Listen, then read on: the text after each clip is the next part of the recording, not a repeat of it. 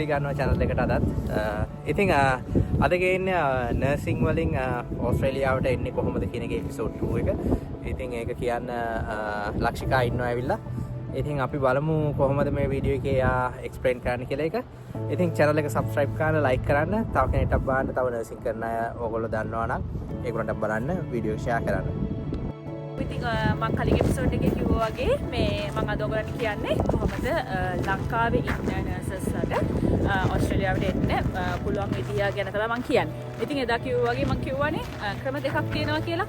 ඉතින් මේ දැන් අපේ ඔයගොල්ලෝ හැමෝම දන්නවනේ දැන් ලංකාවේ නර්ස් කෙනෙක් වෙන්න ගවර්න්මන්ට් නර්ස් කෙනෙක් වෙන්න ඇත්තටම අපිට නර්සිං ස්කූල් වලින් එතනින් හම්බෙන්නේ ඩිප්ලෝමා එකක්. ඉතින් කවුරු හරි කෙනෙක් ඩිප්ලෝමා එකක් විතරක් කරලා තියෙනවා නම් ඒ කියන්නේ ඩිග්‍රී එකක් කරලා නැතිනම් ගොඩක්ම හොඳයි මේ ඕස්ට්‍රේලියාවේ තියෙන කන්වර්ෂන් ප්‍රෝග්‍රෑම් එක. මම ඔයගොල්ලන්ට කලින් කිව්වා ඒක මේ අපේ හැම යුනිවර්සිටි එකකින්ම දෙන්නේ නැහැ.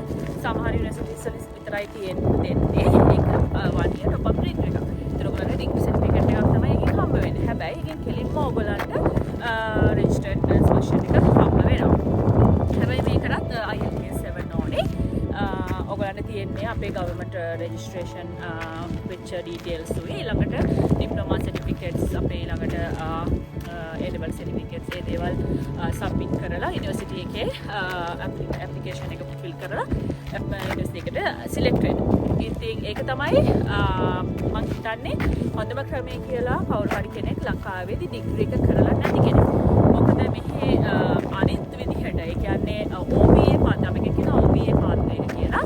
ඇත්තටම ඕස්ට්‍රේලියාවේ කලින් තිබුණේ මේ OBA පාත් එකට කලින් තිබුණේ බ්‍රිජින් ප්‍රෝග්‍රෑම් එකක්.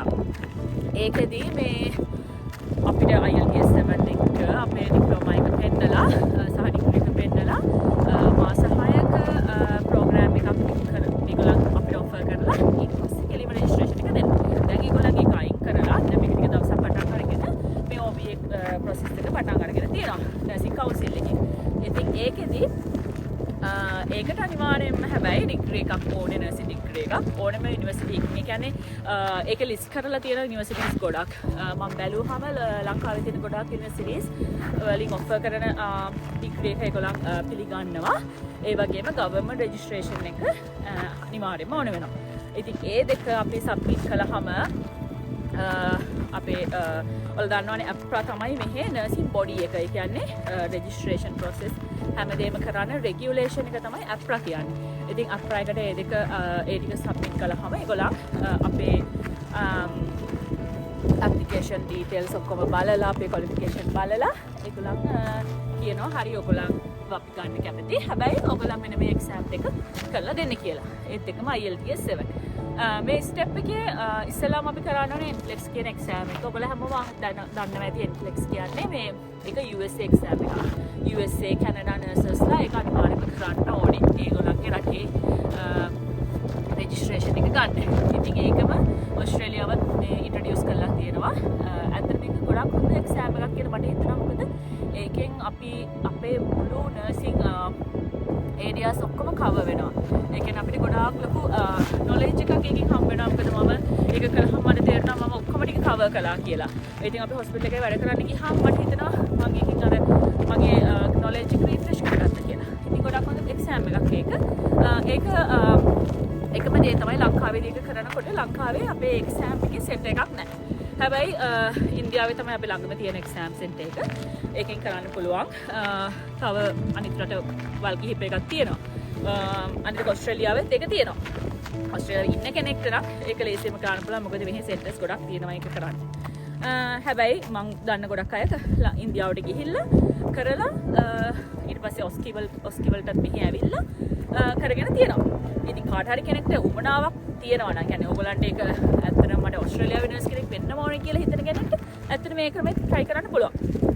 ඊට පස්සේ අපි NCLEX එක කරන්න NCLEX එක ඇත්තටම ඩොලර් 500ක් 500කට 600ක් අතර ප්‍රමාණයකින් කරගන්න පුළුවන්. ඒක ඇත්තට ලොකු මේ කොස්ට් එකක් යන එක්සෑම් එකක් නෙමෙයි. හැබැයි ඒකට හරියටම මේ අපේ ගොඩක් මහන්සි වෙන්න ඕනේ. ගොඩක් කියන්නේ මම නම් ඊට මාස 3ක් වගේ මේ හරි මේ ස්ට්‍රක්චරල් විදිහට ඒකට මහන්සි වුණා. ඊට පස්සේ මම ඔයගොල්ලන්ට NCLEX වලට කවුරු හරි කෙනෙක් ගොඩක් ඉන්ට්‍රෙස්ට් නම් NCLEX ගැන දැනගන්න මැසේජ් කරන්න මම දන්න ටික ඔයගොල්ලන්ට කියලා දෙන්නම්. මම ඊළඟ වීඩියෝ එකකින් NCLEX එකක් කොහොමද ස්ටෙප් බයි ස්ටෙප් NCLEX එකට නැස්ති වෙන්නේ කියලා මම ඊළඟ වීඩියෝ එකකින් ඔයගොල්ලන්ට කියලා දෙන්නම්. ඊට පස්සේ NCLEX එක කළාට පස්සේ NCLEX exam එක කියන්නේ one day exam එකක්. ඒක result එක එන්න මට මතක විදිහට 14 days මට ඉක්මනට ආවා. නමුත් සමහර අයට 14 days ගිහිල්ලා තියෙනවා. ඒකේ පොඩ්ඩක් ස්කෝර් කරන්නේ ටිකක් අමුතු විදිහට. ඒ කියන්නේ ගොඩක් ටෙක්නොලොජි එක පාවිච්චි කරලා ප්‍රසන්ටේජ් එකක් විදිහට තමයි මේ ඒක එක්සෑම් එක තියෙන්නේ. ඒ කියන්නේ අපි ඕවර්ऑල් නර්සිං දැනගෙන ඉන්න ඕනේ ඒකට.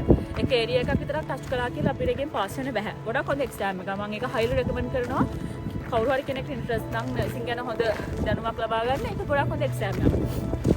ඊට පස්සේ ඔයගොල්ලෝ NCLEX එක පාස් වුණාට පස්සේ අර app registration process එකේ ඒගොල්ලන් කෙලින්ම ඔයාලම ඊළඟ step එකට දානවා OSCE කියලා. ඔයගොල්ලන්ට ඒවට email step by step වෙනවා. මම පෙන්නන්නම් ඔයගොල්ලන්ට මේ ඊළඟ episode එකේදී කොහොමද අපි ගිහිල්ලා ඒ platform එකේ කොහොමද ඒක step by step යන්නේ කියලා. ඊට පස්සේ OSCE එකට ඒගොල්ලන් අපිට email එකක් එවනවා. හරි දැන් OSCE එකට සිලෙක්ට් වෙලා තියෙන්නේ. OSCE එකෙන් ඔයගොල්ලන් dates අපිට තියෙනවා dates ගන්න. ඒ dates ගත්තට පස්සේ අපිට තියෙන OSCE එක කරන්න. OSCE එක කළාට පස්සේ ඒගොල්ලන්ට අපි කෙලිම registration එක පොඩි documents ටිකක් ඒගොල්ලෝ ඉල්ලනවා. ඒ documentation ටික කළාට පස්සේ අපිට registration එක හම්බ වෙනවා. I think අද මම ඔයාලට කියලා දුන්නේ කොහොමද මේ nursing process එකට enter වෙන්නේ. ඒ කියන්නේ මොනවද ඒකේ තියෙන steps ටික කියලා පොඩි විස්තරයක්. ඉතින් මම ඊළඟ එපිසෝඩ් එකෙන් ඔයාලට NCLEX ගැන ලොකු විස්තරයක් කියන්න තමයි මම හිතාගෙන ඉන්නේ. මොකද ඒකට අපි mindset එක කොහොමද හදාගන්නේ? කොහොමද අපි study plan එකක් හදාගන්නේ? කොහොමද මම මේක කළේ? මම ඒකට කොහොමද එන්න උනේ කියන දේ මොකද හැමදේටම අපි mind එක හදාගන්න ඕනේ. හැබැයි ඒක encouragement එකක් ගන්න ඕනේ. ඒක මම කොහොමද කරේ කියලා මම කරපු විදිහ මගේ අත්දැකීම මම ඔයගොල්ලොත් එක්ක බෙදා ගන්නම්. ඉතින් එහෙනම් අපි ඊළඟ එපිසෝඩ් එකකින් හම්බෙමු. ඔයගොල්ලන්ට මොනවා හරි ප්‍රශ්න තියෙනවා නම් මැසේජ් කරන්න. මගේ මේ channel එක subscribe කරන්න. ඊළඟ එපිසෝඩ් එකකින් හම්බෙමු.